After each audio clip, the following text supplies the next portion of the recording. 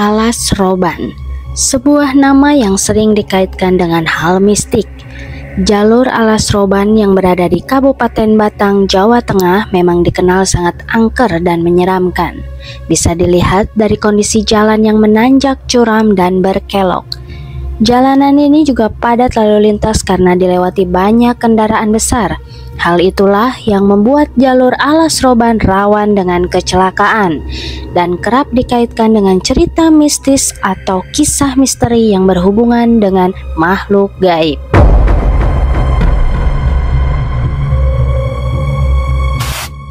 Salah satu cerita misteri paling menyeramkan di Alas Roban adalah cerita bus berhantu yang terjadi pada tahun 1996.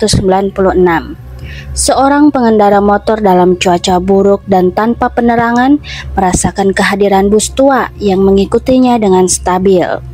Bus tersebut terlihat usang dengan penerangan yang samar-samar. Memang kecelakaan terhindar, tapi bus itu tiba-tiba menembus tubuh pengendara motor dan menghilang tanpa jejak. Adapun cerita lainnya tentang kuntilanak yang kerap kali mengganggu supir bus. Mereka muncul dengan berbagai gangguan, menyebabkan sopir membanting setir hingga terjadi kecelakaan.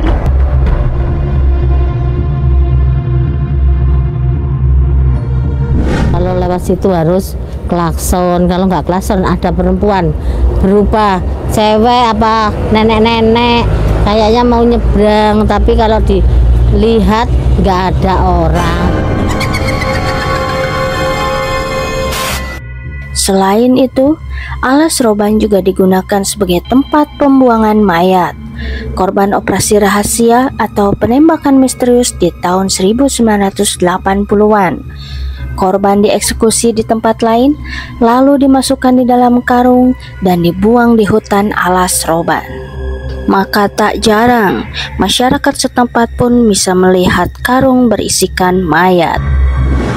Reputasi Alas Roban sebagai tempat yang angker pun terkenal dari dulu sampai saat ini. Tak banyak, warga sekitar pun sering ditampakkan dengan berbagai macam makhluk halus. Terus ada ya sebangsa makhluk halus lainnya lah. Itu ada yang berupa orang ini pakai baju tentara tapi nggak ada kepalanya. Cewek bunuh diri atau apa, tabrakan apa bunuh diri pas di situ. Ada yang mobil kecelakaan di situ. Terus ada ini mobil satu keluarga tewas di situ. Konon katanya, jika terjadi peristiwa kecelakaan maut di Alas Roban, tak sedikit orang beranggapan bahwa kecelakaan maut itu disebabkan oleh gangguan makhluk astral.